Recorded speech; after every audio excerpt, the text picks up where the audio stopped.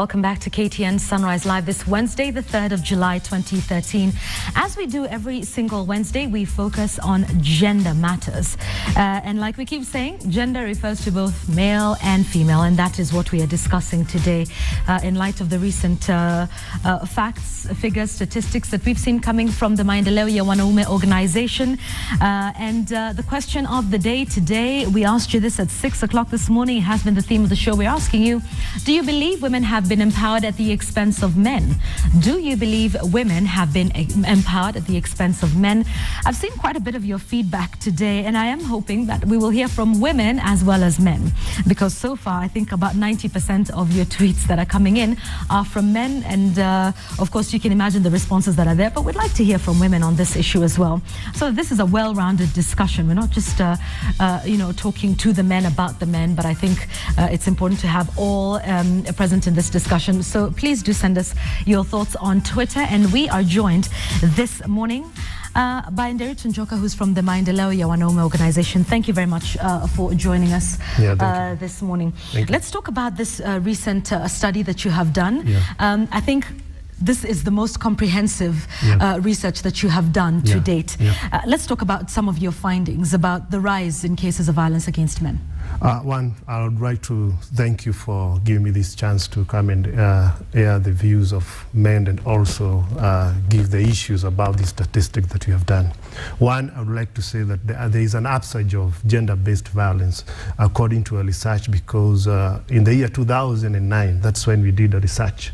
And it was clear that over 1.5 million men really abused regularly. That is physical abuse, emotional abuse, and also economic abuse.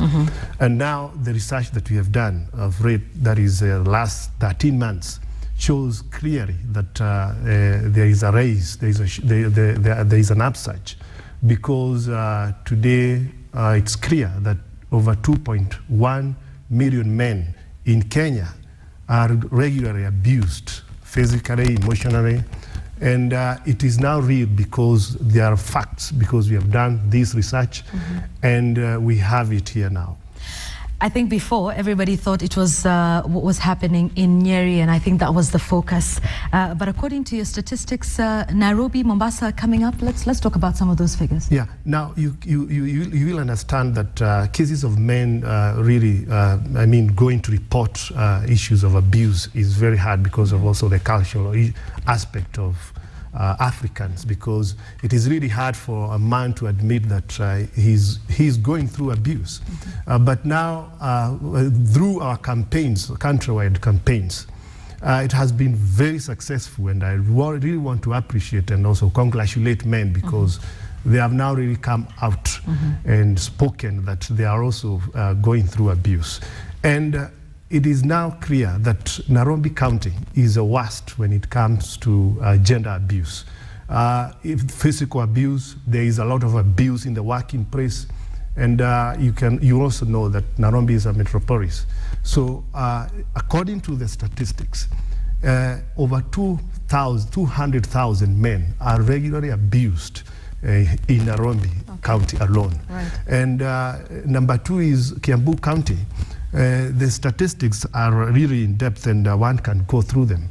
And number three is Mombasa County. And now Nyeri County, which was reading in the year 2009, is number 4.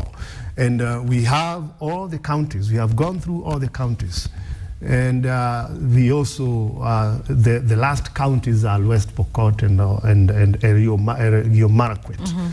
It is now clear that the issue of men being abused is real. And I would want to continue telling men that it is a high time that you cannot continue studying that violent, abusive relationship. Enough is enough. Man was born to rule.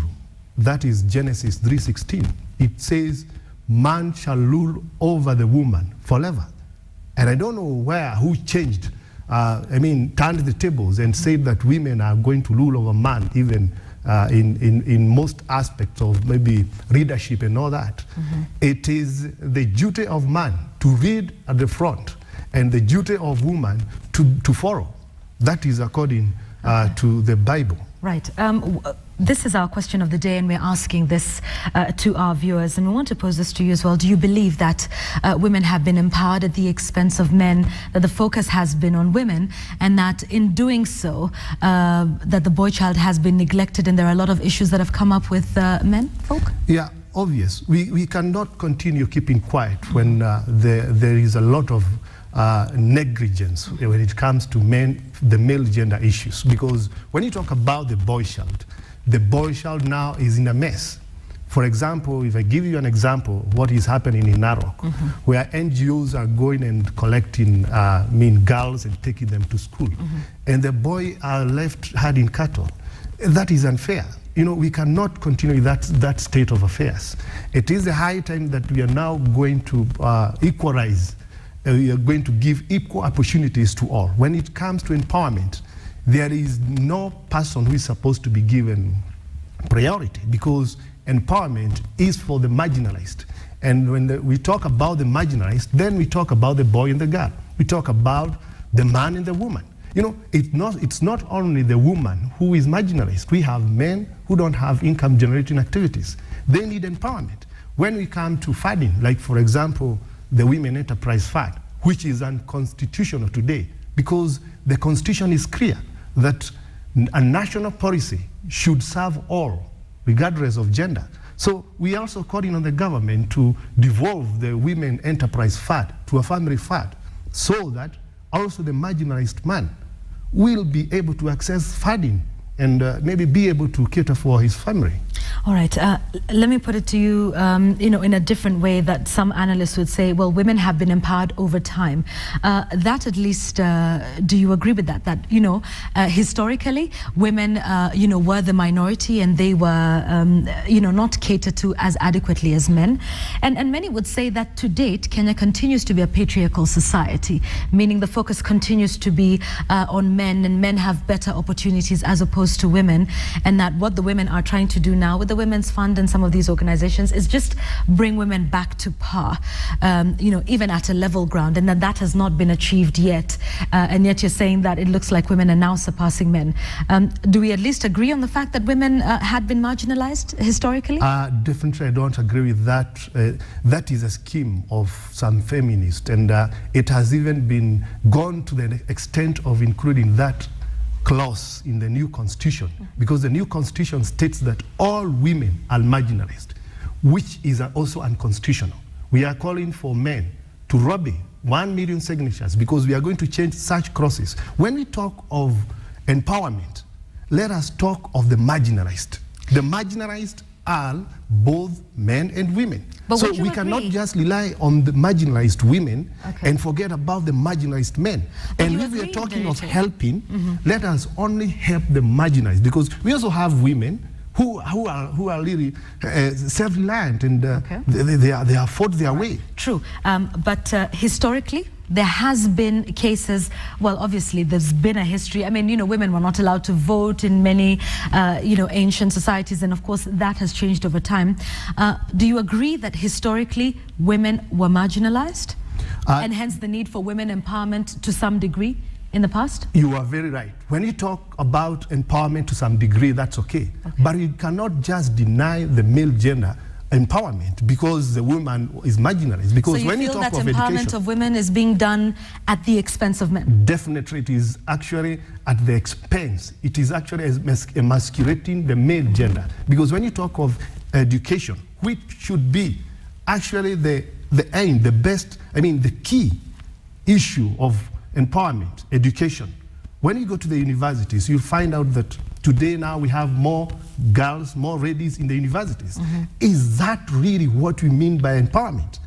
Do we mean that now boys should not go to school? Because most boys today are dropping out of school. But when we take a look at some of those facts and statistics, Nderutu, in many universities, there's still a higher number of boys as compared to girls. And that is recently as well.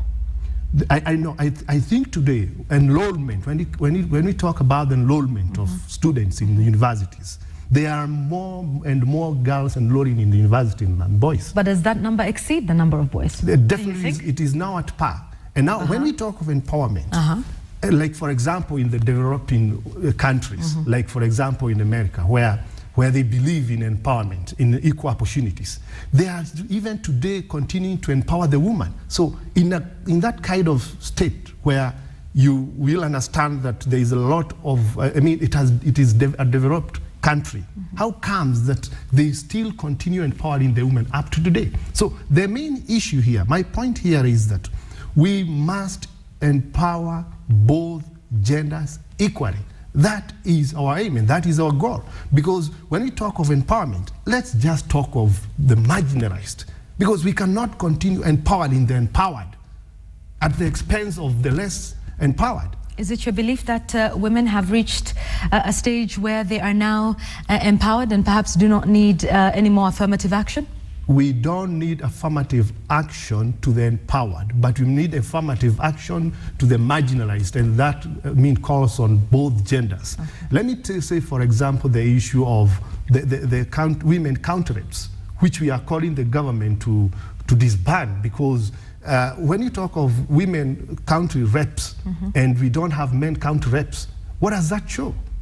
That shows that it's an outright 100% women. We have empowered women 100%. We don't even have a one-third. The Constitution talks about one-third. The women counter-rapes are 100%. It is unfair. We must have a one-third of counter representatives. When you take a look at the Constitution of the National Assembly with 349 men, is it equal, 50-50, men and women? You know, there is no way that man will stop and wait for the woman. That is unfair. Which is why there was empowerment. The man so that the woman will come and surpass the man. Some would say that is why there were empowerment programs that were put in place, so that it's not telling the man, okay, stop, wait for the women to come. Men continue, but at the same time, we'll continue to empower women until they get to that point where they're equal. So even as you talk about the 47 county reps, is it your belief that they will only discuss women's issues? Have you seen some of them and all they discuss is issues to do with women? No, that is the issue of the women counter reps is just a cash cow. It's just government expenditure, useless government expenditure. It should actually be disbanded. We just need But do you believe that they would be able to speak for the rights of not just men, but men and women? I mean, not just women, but men, women, and children. When we talk of political seats, when one is elected, he's not elected to just articulate issues of one gender. But do you believe the women reps? Do you believe the women reps are only catering to the needs of women in Parliament? I think it is not unfair for some women to think that they are best to talk about their issues, whereas there are no men, again, who are elected to talk about men issues. Okay. It's a high time that the people that we elect will serve both people. And it doesn't mean that a woman must be elected to serve women. Okay. Even a man can serve women more better. Okay, fine. And that's my belief. The question, though, is it your belief that the county reps who are there only speak on matters of women? For example, definitely, they don't share issues of the male gender. Okay. And even the disbanded Ministry of Gender.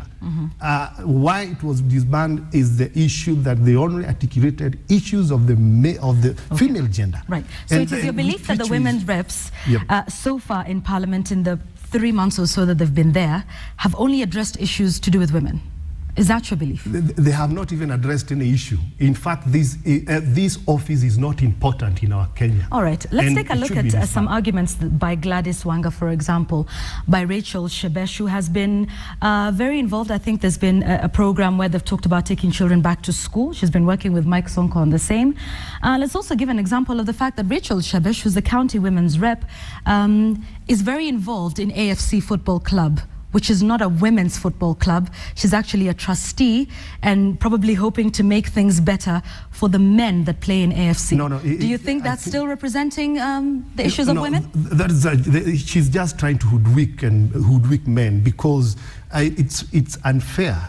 Let me say, I must be clear here that it is not fair to have women county reps and we don't have men county reps. That is unfair. it is ungodly, and it is a violation of the rights of men. And that is why I'm saying that it should be disbanded. In fact, we are now lobbying for 1 million signatures, and we are going to make sure that the women county reps are no more. How far have you gone with that lobby?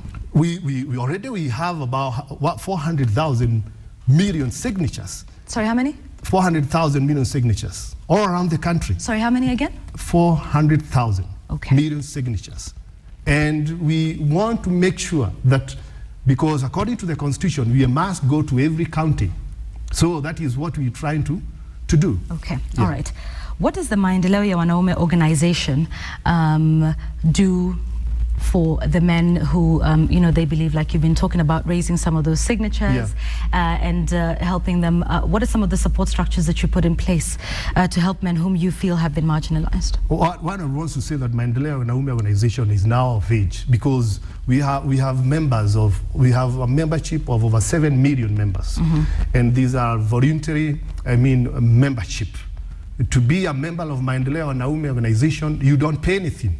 You become a member outright because you're a man, and you just, sign up.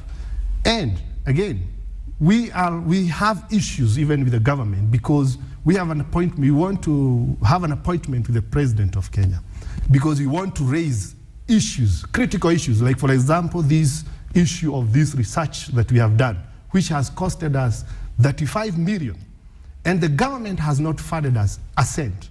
And you know so well that Maendeleo ya Wanawake organization, we are not against it, but it is government funded. It is unfair. We cannot continue. That's why we're saying that we cannot continue with this kind of discrimination. When you talk of the government now addressing the issues of men, like, for example, the police stations, we have the women desk, because it is actually not a gender desk for both men and women. It is a gender desk for women. When men go there, you saw me being arrested in Kikuyu just because of going and trying to rescue a man who's been locked up in the house, dying in the house. I was arrested. Instead of the government coming in to help me rescue the man today is still locked in the house. What has the government done? We cannot continue this status. And now we are going to do it our way. Right. Again, what are some of those activities that the Maendeleo ya Wanaume organization does for men? One, we are diverse, because we're trying to call on seminars all over the country, and we are educating men on their roles, even from the family level, because our belief is that the man will ever and ever be the head of the family, and the woman will ever and ever be the neck. They cannot be vice versa. And you cannot have two heads in a family. That is why you see in families printing, because women are trying to usurp the roles of men. Some would say in that regard, it's because the men have abdicated their responsibilities in particular cases like in Nyeri, where men who are addicted to alcohol hardly spend time in the house and do not provide financially, or are not the father figures that are required for the family. That is very true. So it could be that the women are usurping those roles because the role has been left vacant. That is very true. Some men have surely not been real men they're supposed to be. But we cannot say that all men are that way. When you talk of drug abuse, it's not an issue of men. This is a sickness. This is an issue of the government. And the government must fight from the front. We cannot talk about exporting people who are drug peddlers, and we don't even do a small thing here in Kenya, like banning cigarette smoking, which is a government issue. Cigarette smoking should be banned. If at all is killing a lot of people, why is it not banned? We cannot continue men continuing, boys continuing chewing miraa, becoming important and all these, and the government does not ban miraa. The government is not fighting from the front. Okay. It's just a kind of cosmetic campaign. Okay, you bring up an interesting issue.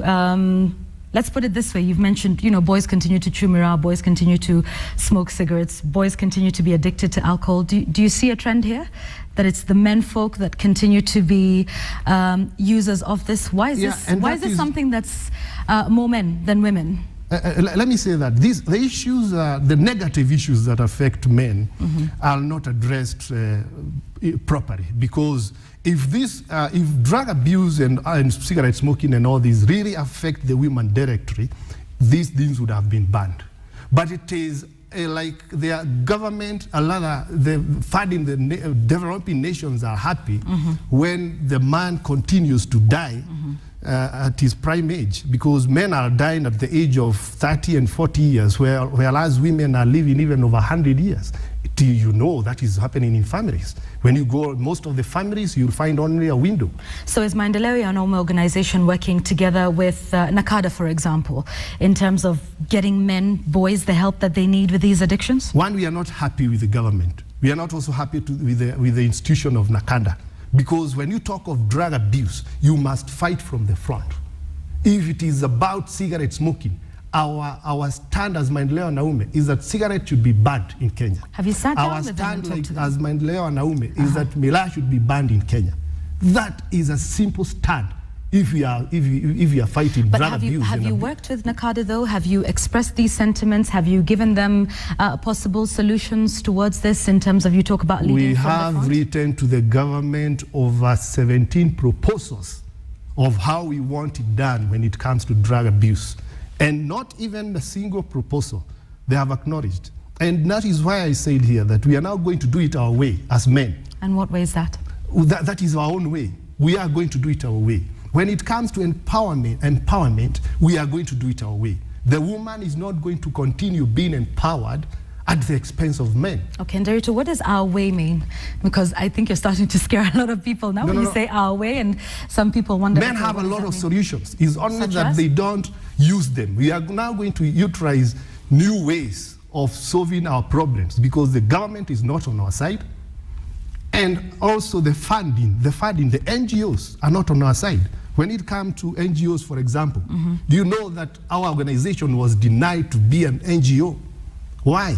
Just because it's articulating issues of men.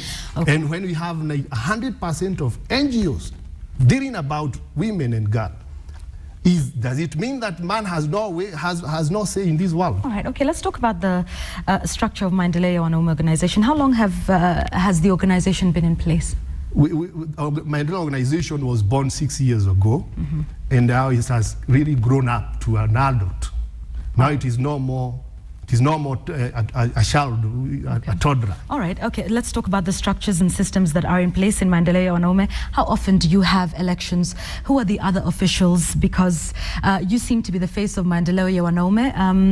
Who are the other officials, that are present in the organization? Can you name Secretary General? Can you name the person who runs the finances, and where your office is located? Okay, the treasurer of Maendeleo ya Wanaume organization is called Daniel B. Owando. The organizing secretary is called Michael Maina. The secretary general is called Fred Wambogo. And by the way, we also have women members. Our organization is a gender compliant organization. How many women do you have in your organization? We have over 200,000 women, serious women who are lobbying for the issues of men with us and the issues of women. And together. In your top leadership, how many women do you have? We have 3 women. In our leadership. Who are they? In countrywide leadership. Okay. Who are they? We have Mary Wanja, we have Catherine Jerry, and Shishiria Joroge. And what posts do they hold in Maendeleo ya Wanaume? One is a secretary of the women in the organization, and the other one chairs the issues of women in the organization, and then one is an ambassador of the organization. Okay. Women ambassadors. All right. How often do you have elections? We have called on the government about 5 times to fund us to have a national election all over the country, but it has been adamant. That is why I'm continuing saying that we are now going to do it our way. Okay. Men can fight for themselves. Right. Yeah. Okay. So as opposed to you having elections, you believe you need government funding to do that as an organization? One, this organization is not funded. It's funded by well-wishers.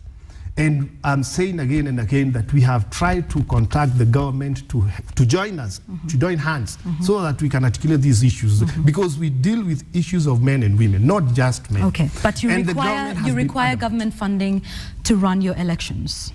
Definitely, because that is what they do with Maendeleo ya Wanawake.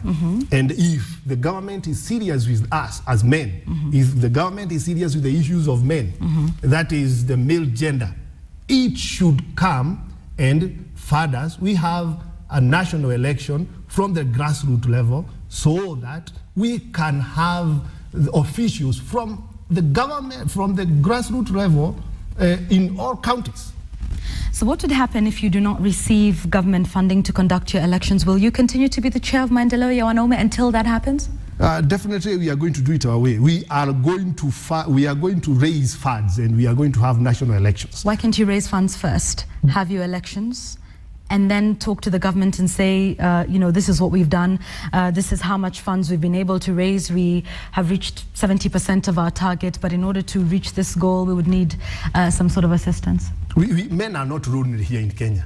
You know, we cannot continue working as if we are outcasts in this nation. Men must now start leading from the front. And I said here that men will rule the world ever. That is Genesis 3:16. It's not a joker who is saying that. And we are going to make sure that we are what God made us to be. You know, it's only that some few men have not been able to be real men because of alcohol abuse and all that. And that is a government issue. The government has not been able to address the issue of drugs because I think their aim is to man to continue going to heaven and the woman to be left on earth. It's unfair. So is it a government conspiracy, do you think? I think so. And that is not just a Kenyan government conspiracy. It's from abroad. The issues of men are really not addressed. And I think the issue is that to empower the woman and the woman to be the ruler of the world, which will never happen. Okay. So foreign governments, local governments, all conspire together to make sure that men continue to be emasculated? Of course, because when men continue dying, for example, when most of the men, according to this research, because it is documented well, that most men are dying out of alcohol abuse and drug abuse. Others are dying out of marital struggles. Others are dying out of crimes of robbery. They are just dying. Men are dying. When you go to the mortuaries, men are packed there, dying. Men are dying seriously. Why? What is the government doing? So it is true that the government is silent on issues of men. And that is why I'm saying that I think the best thing is men to realize that everything is against them. And they should now start fighting for their lives. Okay, all right. You even had the other day someone just planning to kill a man because of property. That is happening all over the country.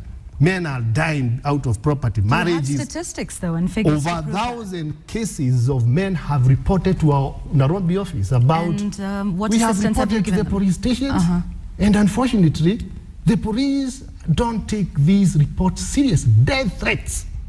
Men are threatened with death by their spouses. 60% of men who are abused are threatened with death. And I'm telling you, even most of them don't eat in their families. These men don't eat in their families. In fact, now we have told all men not to be eating food that is served by their wives. Don't eat. Your wife, when your wife brings food on the table, don't eat. Eat only the food that is brought with a dish. Food should be brought with a dish on the table, dining table, for every person to eat, including children and the wife. But you alone, you eat food from delivered, brought to you by your wife. It is risky. It is becoming now a risky affair to eat food directly from your wife, because you don't know what she's thinking. She may be thinking to eliminate you so that she'll be left with that car, with that rad, that plot, that frat. This is what is happening.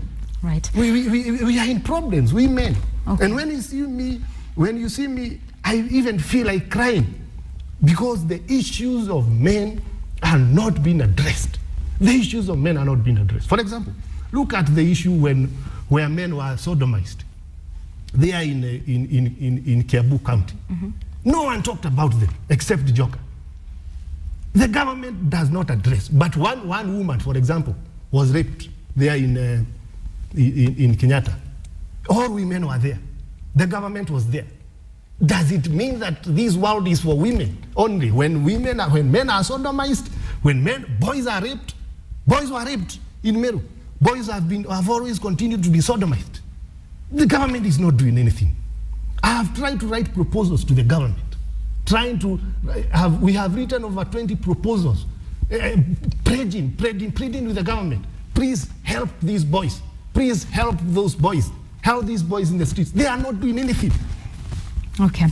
Here's an interesting question we have from one of our viewers. Kevin Obura asks, is maendeleo ya wanaume just for one ethnic group? From all the leaders that you have just mentioned, they all come from one region in the country. You know, the driver, let me say something. People should not now start talking about tribalism here. You need to think big. A driver of a vehicle, you cannot drive. You cannot be two drivers. And when you start saying that the driver of that vehicle is of this tribe, how you want two drivers to come and drive? Is it possible for a car to be driven by two drivers? There must first of all be a driver. Can we then say, the other people which are supposed to come in. Right. Can we say the driver of maendeleo ya wanaume organization would be yourself, and then all the other individuals that you have mentioned would be, you know, conductors, passengers, the one that collects the money. So is it your belief then that maendeleo ya wanaume organization that will be driven by men from one community and not the whole of Kenya? That is not the truth, because we have interim offices all over the country, even over the 12 volunteer members who have done this research. They are not Kikuyus. You know, they are people from all tribes. However, the leadership of maendeleo ya wanaume organization comes from one region, that is including the women that you've mentioned. That is why we are calling on the government and the women and the men to join up, and we do grassroots elections from the grassroots level in every county, so that also the government and everyone who has such questions should also come in. So it is the government's responsibility to make sure that maendeleo ya wanaume organization is equally represented, and not maendeleo ya wanaume itself. Definitely. What organization? Tell me one organization which articulates the issues of men in Kenya. Just one. Tell me one. Tell me about how many organizations articulate the issues of women. Okay. Numbers. All right. Do you see that perhaps with the fact that the leadership comes from one region, that many would say you only fight for the rights of men in one region? Here's an example. Private companies and organizations that do not seek funding from the government do try to make sure that in their leadership structure that they have persons from all communities in the country, and they do not necessarily get funding from the government. Is it incumbent upon the government to make sure that your organization has equal representation, or is that a responsibility of the organization itself? You're right. That is our responsibility. And I would want to say that we are calling on all people all over the country to come in. We are in fact deficit of leadership. So we are calling on everyone who feels that he can join these bars of articulating issues of gender to come in these bars. And let me say this, we are not tribalists like maybe someone may think, because we have dealt with issues in beyond Kiambu, beyond Kisumu, and even to Mara.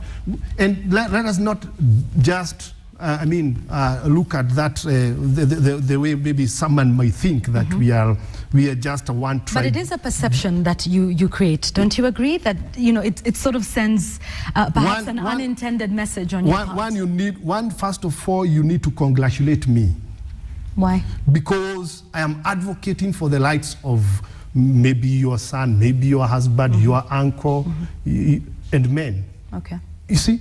So I think let us look at the good thing about maendeleo ya wanaume, and not just think about the bad side, because we are not tribalists. We have leadership all over the country. And let me tell you, this is a voluntary organization.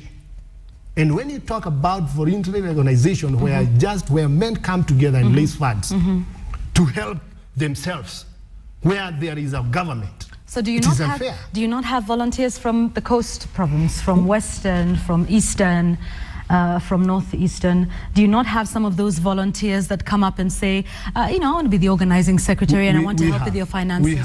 We have not just. Do you think you'll incorporate them in, your higher levels in your hierarchy? That is our advocacy. That is our advocacy, and that is where we're going to. Because, as I said, there must be a start. So now, because there is a start, people should come in the bus and we. But it's been 6 years. It's been 6 years. And like you said, you started and you've grown. But it's been 6 years of having the same leadership? It's a struggle. From the same community? It's a big struggle. What's the struggle exactly? It is stressful. When you deal about issues of people and you don't have funding, for example, it's a stressful process. And I'm telling you, even people who support this organization just sympathize with us, in fact, because it is a painful process. But we are going to come of age, because that is why I'm saying that we're going to fight it our way. And we are going to make sure that we are there. Okay, just again to clarify our way and what that means. Could you perhaps elaborate on some of these measures that Maendeleo ya Wanaume hopes to be able to do your way, as you say? Well, we are sitting like men. And we are deliberating on how we are going to fight ourselves through. We fight our way through, because the government is not on our side as men. What are some of those? Give us some examples of some of those initiatives that you hope to do our way, as you say. I'll not mention these, because we are now on the stages of presenting our ways to the government, and we are going to do that. And let us not rely on that, because men are in problems. And I want to say this. This research talks about over 2.5 men. That is, in Nairobi, we have over 200,000 men going through abuse, economic abuse, physical abuse, and emotional abuse. And we have other counties, not less than 50,000 men in every county. In the rest counties, we have 20,000 men in that county going through physical, emotional, and economic abuse. Let me ask you, surely, why don't you join also? Why don't you also be a member of this organization, you yourself, so that you also help us? Because we need people, we need women, we need men. We are not gender biased, and that is why I said most of the groups, women groups, even at the grassroots, they are gender-biased groups where they go and talk about men issues, and when these women go home, they change like chameleons. A woman, a good woman who was responsible, who had respected his husband, now goes back home being an abusive woman because of these gender-biased groups. And we are calling on the government to stop funding these groups, gender-biased groups, women groups. They should only fund the groups which have 1/3 of men, 1/3 of men, or either 1/3 of women, the other side, but not just a group of women alone to be funded, and then they go back home and evict their husbands, just because their husbands are not able to provide food at the table, and they have now been funded, they are able to provide, so they go back home evicting their husbands. And arising with the children to batter the man. Surely. All right. When you talk about, and I know we have so much to discuss, but we have very little time. When you say that there seems to be a conspiracy, and this is an interesting question from Winnie Kamau, in terms of the government, that, when issues are raised of violence against men, of men being, addicted to drugs, how is this so when a majority of the people running the government are men? Are men against themselves? Men have been hoodwinked. Look at the parliament. They pass laws which are against them. Such as? The constitution was passed by the parliament. It talks about women county reps, for example. 100% of women county reps. So the men have been hoodwinked. They have been hoodwinked. They even don't know what they are doing. Look at the laws which talk about the funding which was just given the other day by the president. The 6 billion. They were given to the youth and to women. And men are there, and they are above 35 years. They were not funded. By the way, they don't need to be funded. The other men who are out here, above 35 years, they don't have funding. Okay. And the 6 billion was again given to women and the youth. Let me ask you, man is number 1 in tax paying. Man is number 1 in businesses. How comes that the other men who don't have income generating activity cannot be supported, empowered? Well, why don't the men who are successful support their fellow men who are disempowered?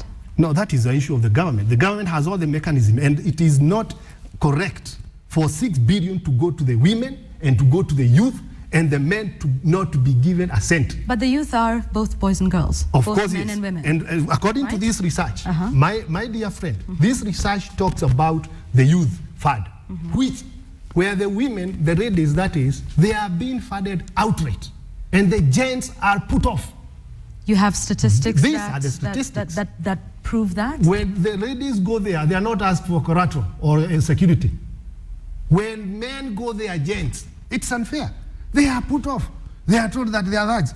You are not going to pay. Okay. Let me ask you, surely, we cannot continue with this status of life when the man, according to Genesis 3:16, it's not me who wrote the Bible, God. All right. And what of those who rule over the woman forever? What of those who don't prescribe to the Bible? What happens to them? Genesis is even in Quran. He's not just in a Christian. Okay, our final thoughts now on perhaps how people can contact you and what you hope will be some of the achievements that Maendeleo ya Wanaume has made in the next year or two. One, I would want to congratulate men, women, youth, all who have supported this organization. And may God bless you so much. This is a strengthful work. But I know one day the government will be less deaf and will come to terms with what we are talking about.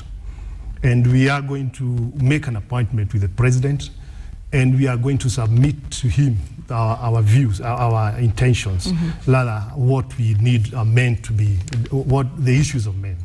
I also want to thank women who have understood what we are doing as men, and they have joined us, and they are really saying that it is a high time that also we remember the male gender, we remember the boy child. And I'm saying this on a serious note, even if time is short, look at the streets. 99% of the street children are boys. What do you expect for tomorrow? Are they not gangsters in the making? Then you expect crime to end. Let me ask you, when you talk about empowerment, and there are so many men who are not employed, and the men are the ones who have the guns were made for men, and they are not empowered, what will happen tomorrow? There will be an upsurge of crimes. Let us first of all think about the man, then the woman will come later. Let us first of all think about the man in the family. Then that family, the woman and the children will be okay. But if we first think about the children and the woman, and then the man to die so that he can just die, like the Wadong. You know what the Wadong did?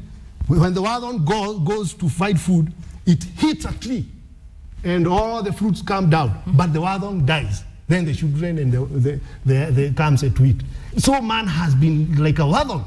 The work of the man is just to build a frat. When the frat is at the prime time of finishing, the man is eliminated silently. Then the children and the wife, they now just relax. The man is in the grave. I am so sorry. That's all the time we have. Post-mortems, according to this research, post-mortems must be compulsory. Everyone who dies must go through a post-mortem, because most of the men who are dying, they are dying because of marital problems. Okay, all we right. have discovered. And the government should fund those postmortems. Okay, Yeah. indeed. Thank you very much for your time. We've run out of time, but we thank you so much for making the time to come be with us and some pertinent questions that you are raising. That's all we have time for now. I'm not sure I have enough time to even read a lot of your feedback on the show today. Thank you for joining us. We leave it at that for now. If you want any contacts, and yes, we will give you contacts in case you want to get in touch with Maendeleo ya Wanaume organization. All of that will be posted in the course of the day. Sante sana. We'll see you tomorrow. Bye-bye.